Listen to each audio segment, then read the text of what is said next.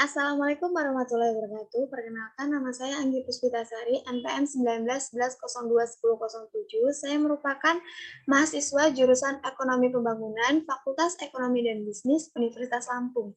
Nah, di sini saya akan membahas mengenai bagaimana sih pengaruh investasi, pengangguran, pendidikan, pertumbuhan ekonomi terhadap kemiskinan di Indonesia untuk tahun 2020.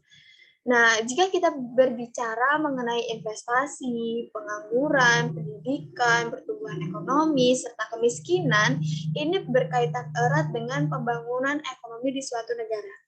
Nah, pembangunan ekonomi di suatu negara ini harus dilakukan secara terpadu dan berkesinambungan sesuai dengan prioritas masing-masing di setiap daerah, yang mana gunanya agar pembangunan ekonomi di suatu negara ini dapat sesuai dengan target dan mencapai suatu keberhasilan.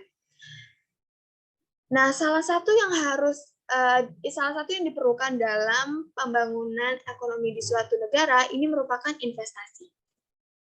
Nah, investasi ini merupakan pengeluaran yang dapat menambah jumlah alat produksi dalam masyarakat, sehingga akan menambah pendapatan, serta akan meningkatkan pertumbuhan ekonomi. Nah, perkembangan investasi di Indonesia untuk tahun 2020 ini bergerak secara kumulatif, di mana dalam pencapaian realisasi investasi tahun 2020 ini berhasil mencapai 826,3 triliun rupiah, yang mana dari target sebelumnya yaitu 817,2 triliun. Nah, sepanjang tahun 2020, realisasi investasi penanaman modal dalam negeri ini mencapai 413,5 triliun rupiah, sedangkan untuk penanaman modal asing ini sebesar 412,8 triliun rupiah. Nah, kali ini kita akan menggunakan data realisasi investasi penanaman modal dalam negeri menurut provinsi untuk tahun 2020. Nah, selain dari investasi, pengangguran ini juga berkaitan erat dengan pembangunan ekonomi di suatu negara. Secara umum, pengangguran ini merupakan suatu keadaan di mana seseorang tergolong dalam kategori angkatan kerja atau labor force yang biasanya berusia antara 15 sampai 64 tahun, tetapi mereka ini tidak memiliki pekerjaan dan secara aktif masih mencari pekerjaan. Nah, tercatat untuk pengangguran terbuka ini mencapai 7,07% dari 138,22 juta angkatan kerja, yang mana artinya terdapat 9,77 juta penduduk pengangguran terbuka.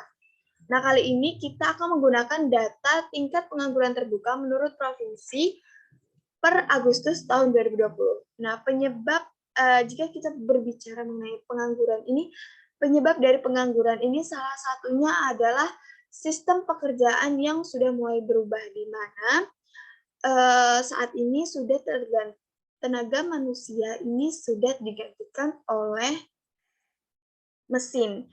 Selain itu juga ada faktor pendidikan.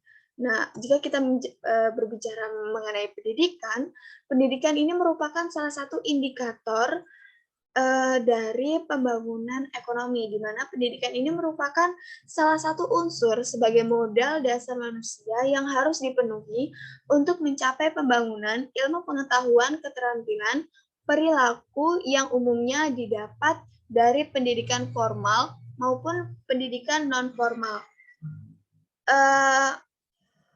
Tercatat angka melek huruf penduduk berusia 15 tahun ke atas ini mencapai 96%. Nah, kali ini kita akan menggunakan data angka melek huruf penduduk berumur 15 tahun ke atas menurut provinsi untuk tahun 2020. Nah, selanjutnya ini pertumbuhan ekonomi. Pertumbuhan ekonomi ini merupakan proses terjadinya kenaikan produk nasional bruto atau pendapatan nasional real. Nah, pertumbuhan ekonomi ini dapat tercapai apabila perekonomian di suatu negara ini mengalami peningkatan secara terus-menerus, baik di bidang jasa maupun di bidang barang di segala sektor kegiatan ekonomi. Nah, tercatat perekonomian di Indonesia untuk tahun 2020 ini diukur berdasarkan PDB ADHK ini mencapai 15.432,2 triliun dan untuk PDB per kapita ini mencapai 56,9 juta atau 3.911,7 US dollar. Pertumbuhan ekonomi yang cukup tinggi ini merupakan kunci sukses dari pembangunan. Pemerataan distribusi juga perlu ditingkatkan agar pembangunan di suatu negara ini dapat tercapai atau sesuai dengan target. Nah, salah satu yang menjadi penghambat dari keberhasilan pembangunan di suatu negara ini merupakan kemiskinan. Nah, kemiskinan ini merupakan suatu ketidakmampuan individu atau seseorang untuk memenuhi standar hidup minimum, yang mana tercatat tingkat kemiskinan di Indonesia untuk tahun 2020 ini turun tipis sebesar 0,04% dari 27,55 juta pada September 2020 ini menjadi 27,54 juta. Nah, kemiskinan ini terjadi atau disebabkan oleh pertumbuhan ekonomi yang lambat, kemudian ada tingkat kesejahteraan masyarakat yang masih rendah, tingkat kesehatannya juga masih rendah, hingga kualitas sumber daya manusianya juga rendah. Nah, untuk mengatasi persoalan seperti kemiskinan ini dapat dilakukan dengan mendorong pembangunan kualitas sumber manusia secara merata. Nah, selanjutnya, kali ini dalam membahas bagaimana sih pengaruh dari investasi, pengangguran, kemudian pendidikan, pertumbuhan ekonomi terhadap kemiskinan, kita akan menggunakan metode persamaan linear berganda. Dalam persamaan linear berganda ini, kita akan melakukan uji asumsi klasik. Nah, uji asumsi klasik yang pertama ini merupakan uji normalitas yang mana bertujuan untuk menguji apakah dalam model regresi ini variabel dependent dan variabel independen ini keduanya memiliki distribusi secara normal atau tidak. Kemudian kita menggunakan uji multikolinearitas, di mana yang bertujuan untuk mengetahui apakah dalam model regresi ini ditemukan korelasi antara variabel independen, dan untuk mengetahui kita dapat lihat dari variance inflation factor atau VIF. Yang ketiga ini kita menggunakan uji heterokedastisitas, yang mana bertujuan untuk mengetahui apakah model regresi ini terjadi ketidaksamaan varian dari residu satu ke pengamatan lain atau tidak. Nah, kita hanya menggunakan 3 uji asumsi karena data yang kita gunakan ini merupakan data cross section, jadi kita tidak memerlukan uji autokorelasi. Nah, selanjutnya dalam pembagian variabel dependent dan independent, untuk variabel dependent ini kita akan menggunakan kemiskinan, dan sementara untuk investasi, pengangguran, kemudian pendidikan, serta pertumbuhan ekonomi, ini kita akan tetapkan sebagai variabel independen. Nah, selanjutnya, selain uji asumsi klasik, kita akan melakukan uji hipotesis, di mana yang pertama ini ada uji parsial atau uji P, yang mana dilakukan dengan cara membandingkan T T-hitung dan T-tabel, yang mana apabila T-hitung ini lebih besar dari T-tabel, maka H0 ini ditolak dan akan diterima HA, yang berarti bahwa variabel independen ini berpengaruh secara parsial terhadap variabel dependen. Kemudian ada uji secara serentak atau uji F, yang mana dilakukan dengan cara membandingkan F hitung dengan F tabel, yang mana apabila F hitung ini lebih besar dari F tabel, maka H0 ini akan ditolak dan diterimanya HA, yang berarti bahwa seluruh variabel bebas ini secara bersama-sama berpengaruh signifikan terhadap variabel terikat. Nah, selanjutnya kita akan melakukan uji koefisien determinasi dan uji koefisien korelasi. Nah, selanjutnya kita akan olah data menggunakan Stata 14. Nah, di sini saya akan membuka Stata 14-nya. Ini saya sudah membuka Stata 14 untuk kita olah data. Nah, yang pertama kita lakukan adalah kita akan membuka do file-nya terlebih dahulu. Di sini kita buka ya.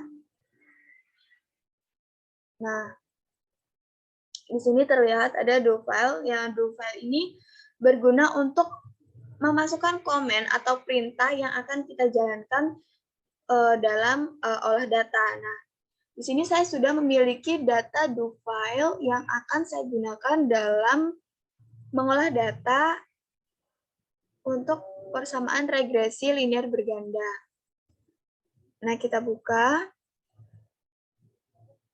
Nah, di sini sudah terlihat, ini merupakan komen atau perintah yang akan kita jalankan untuk pembahasan kita kali ini. Nah, yang pertama yang harus kita lakukan ini adalah kita ketik clear set more of dan capture log close. Ini berguna untuk menghapus perintah-perintah sebelumnya dan kita akan memulai perintah dari awal. Nah, ini kita blok semuanya, kita blok ya, clear, set more of, dan capture log close. Ini kita blok, kemudian kita DO. Nah, di sini terlihat, ini perintah sudah dijalankan. Nah, di komen ini warnanya hitam, yang berarti bahwa perintah yang kita jalankan ini berjalan secara benar. Nah, kalau misalkan warna merah, ini ada kesalahan dalam penulisan biasanya. Nah, kemudian kita global data. Yang mana gunanya itu untuk memudahkan dalam menyimpan atau memasukkan data. Nah, kita blok. Kita blok.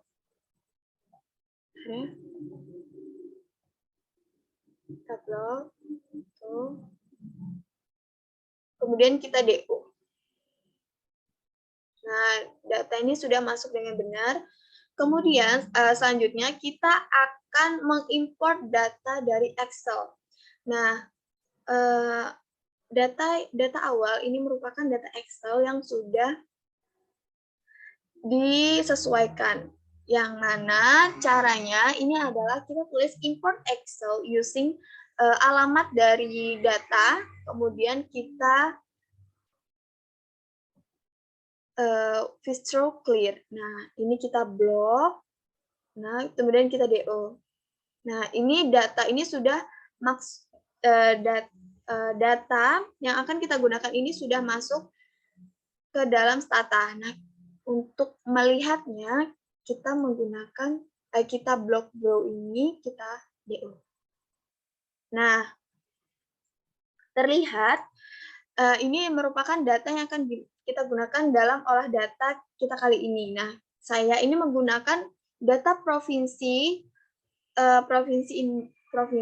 sebanyak 34 provinsi dari Aceh sampai dengan Papua, yang mana untuk variabel dependen saya menggunakan data kemiskinan, dan kemudian untuk data independen ini saya akan menggunakan investasi, pengangguran, pendidikan, serta pertumbuhan ekonomi. Nah, di sini sudah terlihat. Nah, selanjutnya untuk memudahkan dalam mengolah data, kita akan menyimpan data dalam bentuk stata. Ini kita use, kemudian kita tulis alamatnya, kemudian kita lalu kita save. Ini kita blok, kemudian kita di. Nah, data ini sudah tersimpan secara dalam bentuk DTA, yang mana nanti akan memudahkan kita dalam mengolah data dan gunanya agar perintah yang kita jalankan ini tidak hilang. Jadi kita bisa mengolah data ini dalam kurun waktu yang cukup lama dan tidak takut untuk hilang. Nah, selanjutnya kita akan memulai mengolah data, di mana yang pertama ini kita akan melakukan deskriptif statistik, yang mana penelitian yang menggunakan deskriptif statistik ini digunakan untuk menyajikan informasi yang berhubungan dengan variabel-variabel, di mana dalam penelitian ini terdapat nilai minimum, maksimum, rata-rata, serta standar deviasi. Nah, untuk perintahnya ini kita comment, summarize, kemudian kita tulis kemiskinan, investasi, pengangguran, pendidikan, serta pertumbuhan ekonomi. Ini kita blok, kemudian kita di. Nah, di sini terlihat hasil deskriptif statistik untuk untuk variabel kemiskinan, investasi, pengangguran, pendidikan, serta pertumbuhan ekonomi. Nah, di sini terlihat bahwa untuk variabel kemiskinan ini memiliki observasi sebesar 34 provinsi, yang mana memiliki nilai rata-rata sebesar 10,43 dengan standar deviasi sebesar 5,44 dengan nilai minimum sebesar 3,78 dan nilai maksimum sebesar 26,64. Nah, selanjutnya ini ada variabel investasi, yang mana observasinya juga sama, yaitu 34 provinsi dengan nilai rata-rata sebesar 12.162,81 dengan standar deviasi sebesar 15.184,95 dengan nilai minimum sebesar 252,9 dan nilai maksimum sebesar 55.660,6. Dan untuk variabel pengangguran ini memiliki nilai observasi sebesar 34 provinsi dengan nilai rata-rata 6,034 dengan standar deviasi sebesar 2,013 dan nilai minimumnya ini ada 3,32 dengan nilai maksimum sebesar 10,95. Dan untuk variabel pendidikan ini memiliki observasi 34 provinsi dengan nilai rata-rata sebesar 96,4 dengan standar deviasi sebesar 4,313 dengan nilai minimum sebesar 77,9 dan nilai maksimum sebesar 99,8.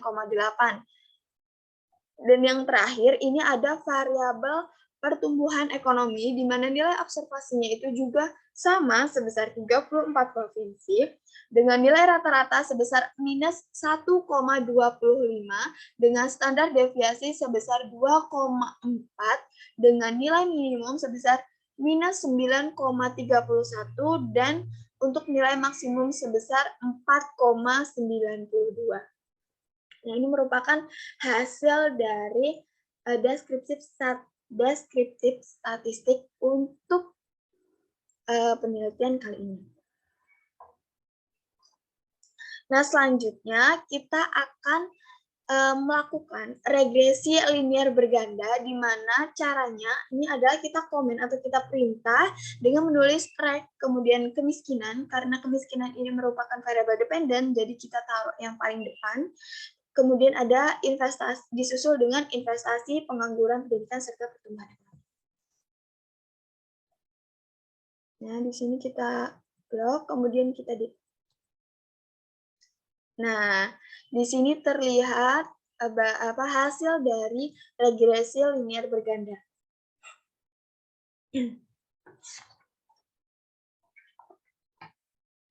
Di mana dapat dilihat bahwasanya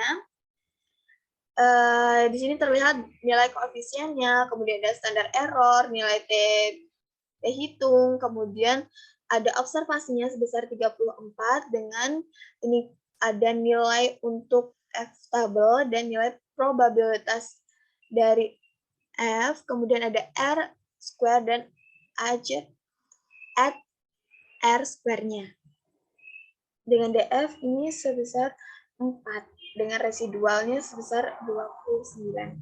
Nah, berdasarkan hasil dari regresi linear berganda ini, dapat dilihat persamaan bahwa Y itu sama dengan 73,47,129 minus 0,000558 untuk investasi plus 0,1570571 untuk variabel pengangguran minus 0,6468127 untuk pendidikan dan plus 0,7917552 untuk pertumbuhan ekonomi. Nah, dari persamaan tadi ini didapat dari mana sih? Ini didapat dari nilai koefisiennya, di mana konstan ini sebesar 73,47129 dengan investasi ini sudah terlihat ini kan untuk nilai koefisiennya. Nah, dapat dilihat bahwasanya untuk nilai konstanta ini sebesar 73,47129 yang berarti bahwa apabila investasi, pengangguran, pendidikan, dan pertumbuhan ekonomi ini konstan, maka tingkat kemiskinan ini juga akan konstan sebesar 73,47129%. Nah, selanjutnya, untuk nilai koefisien investasi, ini sebesar minus 0,000558, yang mana berarti apabila investasi ini naik 1%, maka tingkat kemiskinan ini akan turun sebesar 0,000558%. Nah, begitu juga dengan pengangguran, yang mana memiliki nilai koefisien sebesar 0,16, kita bulatkan saja ya, 0,16, yang berarti apabila pengangguran ini naik 1%, maka kemiskinan juga akan ikut naik sebesar 0,16%. Nah, selanjutnya ini ada pendidikan, yang mana nilai koefisiennya ini sebesar minus 0,6868127, yang mana berarti bahwasanya ketika pendidikan ini naik 1%, maka akan menurunkan kemiskinan sebesar 0,646868127. Begitu juga untuk variabel pertumbuhan ekonomi, ini memiliki nilai koefisien sebesar 0,792, yang mana berarti bahwasanya ketika pertumbuhan ekonomi ini naik 1%, maka kemiskinan ini juga akan naik sebesar 0,792%. Nah, selanjutnya kita akan melakukan uji asumsi klasik. Uji asumsi klasik ini selanjutnya kita akan melakukan uji asumsi klasik, yang mana yang pertama kita akan melakukan uji multikulinaritas, di mana kita menggunakan metode Shapiro-Wilk. Caranya ini kita komen atau kita perintah, yakni swap investasi SWOT pengangguran, SWOT pendidikan, dan SWOT pertumbuhan ekonomi, di mana untuk hipotesisnya, ini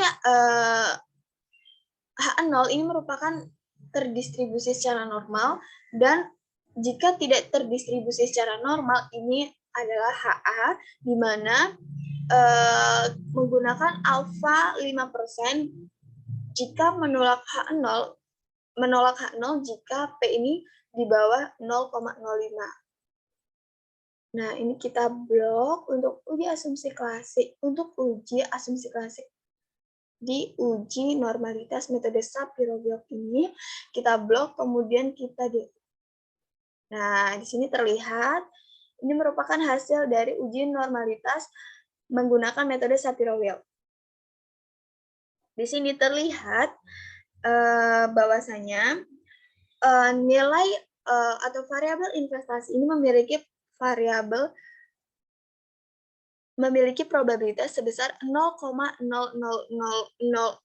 yang mana berarti bahwasanya variabel investasi ini tidak terdistribusi secara normal. Begitu juga untuk variabel pengangguran, ini memiliki probabilitas sebesar 0,00058, yang mana ini kurang dari 0,05, yang berarti untuk variabel pengangguran juga ini tidak terdistribusi secara normal.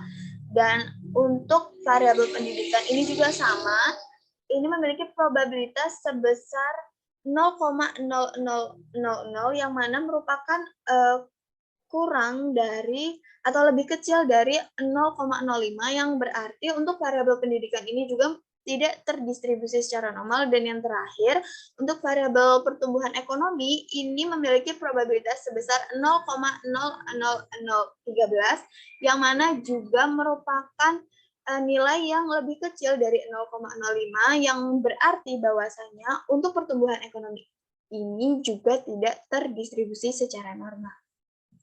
Nah, dapat disimpulkan pada uji normalitas ini, semua variabel ini tidak terdistribusi secara normal, karena semuanya ini memiliki nilai lebih kecil dari alfa atau lebih kecil dari 0,05. Nah, selanjutnya kita akan melakukan uji multikolinaritas. Kita akan menggunakan metode variance inflation factor atau VIF, yang mana hipotesisnya ini jika di bawah 10, ini kemungkinan besar tidak memiliki masalah multikulinaritas. Ini kita blok, ini perintahnya kita cukup tulis VIF aja, kemudian kita DO. Nah, di sini terlihat hasil dari uji multikolinaritas untuk variabel investasi, pengangguran, pendidikan, dan pertumbuhan ekonomi. Nah, untuk variabel ini yang pertamanya dan variabel pengangguran. Untuk variabel pengangguran ini memiliki VIF sebesar 1,97, yang mana angka ini merupakan di bawah dari 10, maka untuk variabel pengangguran ini tidak memiliki masalah untuk multikolinaritas.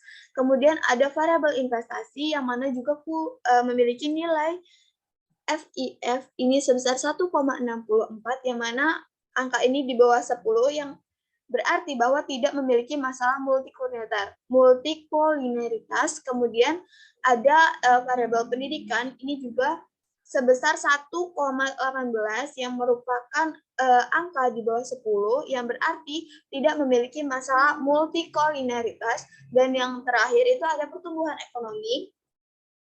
Ini memiliki nilai VIF sebesar 1,14, yang mana merupakan nilai di bawah 10 dan kemungkinan besar tidak memiliki masalah untuk multikolinaritas.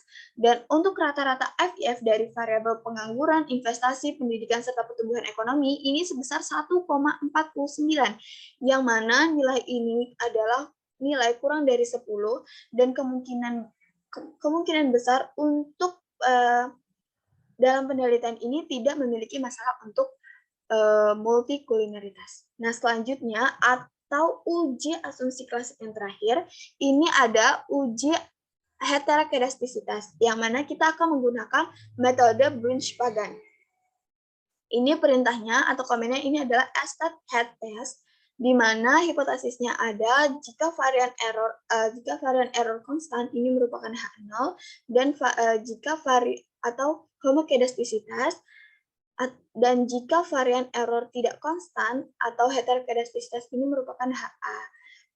Kita lihat, kita blok, kemudian kita lihat kita DO ya. Nah, di sini terlihat, kita lihat dari probabilitas lebih dari C, ini sebesar 0,4403, yang mana berarti nilai ini itu lebih besar dari 0,05, yang berarti bahwasanya untuk penelitian kali ini itu tidak memiliki masalah heterokedastisitas, yang mana untuk variabel investasi, pengangguran, pendidikan, serta pertumbuhan ekonomi ini merupakan varian error konstan atau homokedastisitas. Nah, selanjutnya untuk uji asumsi yang uji selanjutnya ini kita akan melakukan uji hipotesis. Nah, kita scroll ke atas untuk melihat hasil dari regresi linear bergandanya. Nah, di sini kita lihat untuk kita akan membahas dari uji T atau uji parsial atau uji T ini dilakukan dengan cara membandingkan antara T hitung dan T tabel. Apabila T hitung ini lebih besar dari T tabel, maka H0 ini ditolak dan sementara HA ini akan diterima, yang berarti bahwa variabel independen ini berpengaruh secara parsial terhadap variabel independen. Nah, kita lihat dalam perhitungan ini kita sudah mendapatkan T tabel ini sebesar 2,132. Nah, untuk variabel investasi, nah, kita lihat ini yang nilai T hitung ini sebesar minus 0,87 dengan nilai probabilitas sebesar 0,39. Dengan T tabel yang sudah kita cari ini sebesar 2,132 yang dengan derajat kepercayaannya ini sebesar 0,05. Nah, dapat disimpulkan bahwasannya T hitung ini lebih besar dari T tabel atau 0,87 ini lebih besar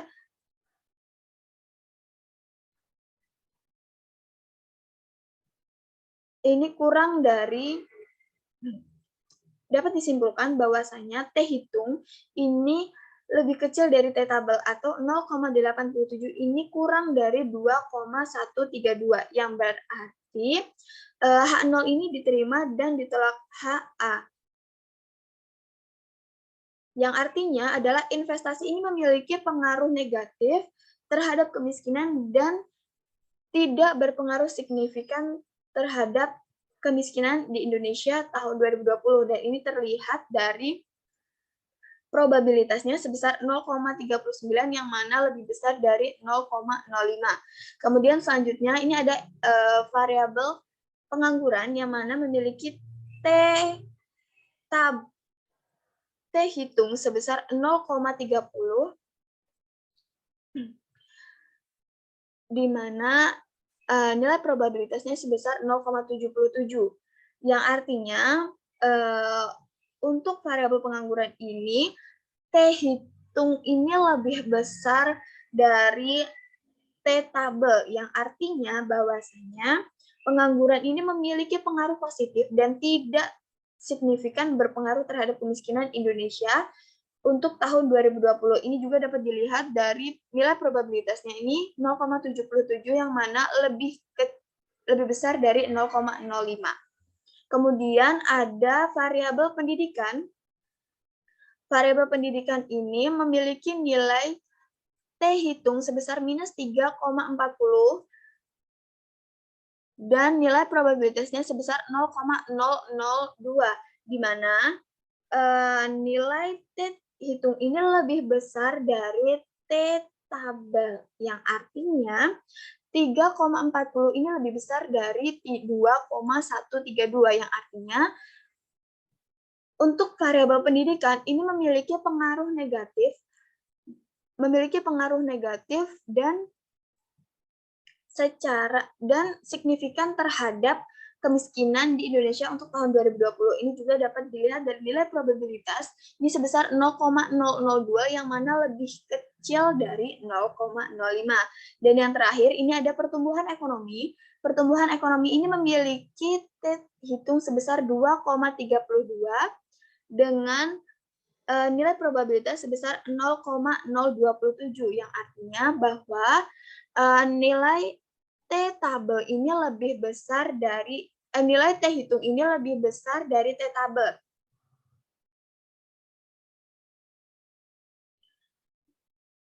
Lebih besar dari T tabel yang mana 2,32 ini lebih besar dari 2,132. Yang artinya bahwa untuk pertumbuhan ekonomi ini yang memiliki pengaruh positif dan secara signifikan berpengaruh terhadap kemiskinan di Indonesia untuk tahun 2020. Ini juga dapat dilihat dari nilai probabilitasnya sebesar 0,027, yang mana lebih kecil dari 0,05. Nah, selanjutnya kita akan membahas uji secara serentak atau uji F, yang mana ini dilakukan dengan cara membandingkan antara F hitung dengan F tabel. Apabila F hitung ini lebih besar dari F tabel, maka H0 ini ditolak dan diterimanya HA, yang berarti seluruh variabel bebas ini secara bersama-sama berpengaruh terhadap variabel terikat. Nah, kita bisa lihat untuk F tabel ini sebesar 5,72 dengan F tabel yang F hitung sebesar 5,72 dengan F tabel yang sudah dihitung ini sebesar 2,70. Yang berarti bahwa nilai F tabel ini nilai F hitung ini lebih besar dari F tabel, yang berarti bahwa investasi, pengangguran, pendidikan, dan pertumbuhan ekonomi ini secara bersama-sama ini berpengaruh signifikan terhadap kemiskinan di Indonesia tahun 2020. Nah, selanjutnya kita akan membahas koefisien determinasi atau R pangkat 2. Nah, kita bisa lihat dari nilai adjust R square-nya ini sebesar 0,3639. Yang mana berarti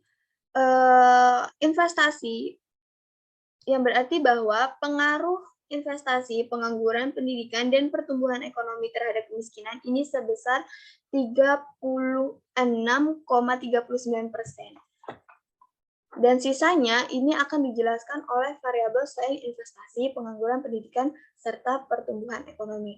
Nah, selanjutnya ini ada koefisien korelasi. Nah, koefisien korelasi ini sebesar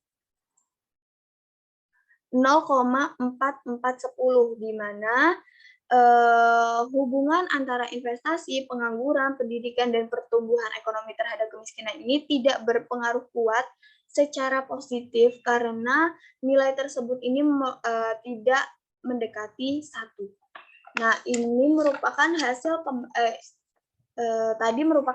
hasil pembahasan baik dari uji regresi linear berganda, kemudian ada uji asumsi klasik, hingga uji hipotesis.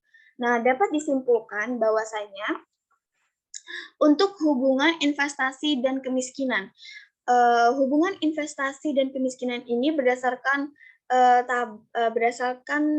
perhitungan tadi ini memiliki nilai probabilitas sebesar 0,39 dengan koefisien sebesar minus 0,0000558 yang menunjukkan bahwa variabel investasi ini memiliki pengaruh negatif dan tidak signifikan berpengaruh terhadap kemiskinan di Indonesia tahun 2020 dikarenakan probabilitasnya ini lebih besar dari alfa sebesar 5%, sehingga dapat disimpulkan bahwa tingkat investasi di Indonesia ini belum dapat mempengaruhi tingkat kemiskinan di Indonesia. Hal ini memiliki makna bahwa semakin meningkatnya investasi yang ditanamkan ke Indonesia, maka akan menurunkan kemiskinan. Dan penurunan tingkat kemiskinan di Indonesia ini salah satunya dari investasi. Kemudian untuk hubungan dari pengangguran dan kemiskinan ini kita lihat nilai probabilitasnya itu sebesar 0,77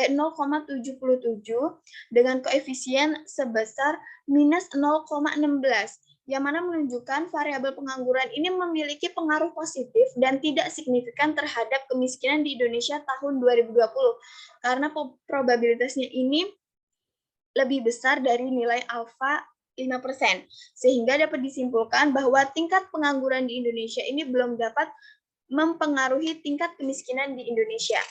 Nah, selanjutnya, ini adalah hubungan dari pendidikan dan kemiskinan.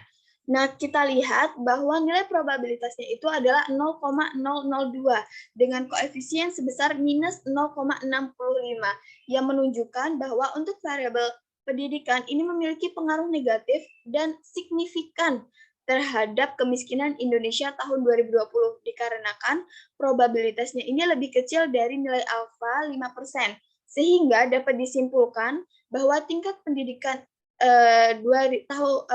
tingkat pendidikan di Indonesia untuk tahun 2020 ini mempengaruhi tingkat kemiskinan di Indonesia, yang mana apabila pendidikan ini naik maka akan menurunkan kemiskinan di Indonesia. Dan yang terakhir, ini ada hubungan antara pertumbuhan ekonomi dan kemiskinan. Yang kita bisa lihat, ini probabilitasnya ini sebesar 0,027 dengan koefisien sebesar 0,79, yang menunjukkan bahwasanya variabel pertumbuhan ekonomi ini berpengaruh positif dan signifikan terhadap kemiskinan di Indonesia, dikarenakan probabilitasnya ini lebih kecil dari nilai alfa sebesar 5%, sehingga dapat disimpulkan bahwa untuk tingkat pertumbuhan ekonomi di Indonesia ini berpengaruh atau dapat mempengaruhi tingkat kemiskinan di Indonesia. Nah, cukup pembahasan untuk pengaruh dari investasi, pengangguran, pendidikan, dan pertumbuhan ekonomi terhadap kemiskinan di Indonesia tahun 2020. Maaf apabila terdapat kesalahan dalam membaca hasil dari uji regresi, uji asumsi, maupun uji hipotesis. Terima kasih. Saya akhiri. Wassalamualaikum warahmatullahi wabarakatuh.